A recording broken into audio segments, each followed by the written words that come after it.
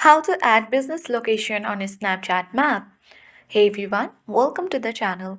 This is Rose and I'm here to guide you on how to add business location on a Snapchat map. Watch the video till the end and without further ado, let's dive right into the video.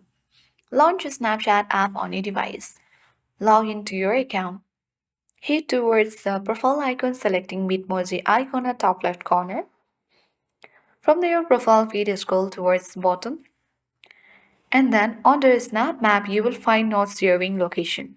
Tap on it. Scroll down under Support, tap Suggest a Place, and now enter your business name. And once you have done that, you need to tap to add address. You can add the street and number, apartment, unit, city, state or province, zip code, and country. And tap on Save button. Tap to add category. And once done, you need to tap to add attributes as well. Tap Save button, and here tap to add hours.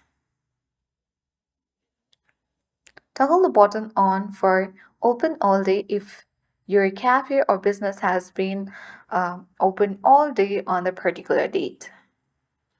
Once done, enter the website of the place and enter your phone number along with your photos as well and tap the submit button. Once done, you will easily add business location in Snapchat map.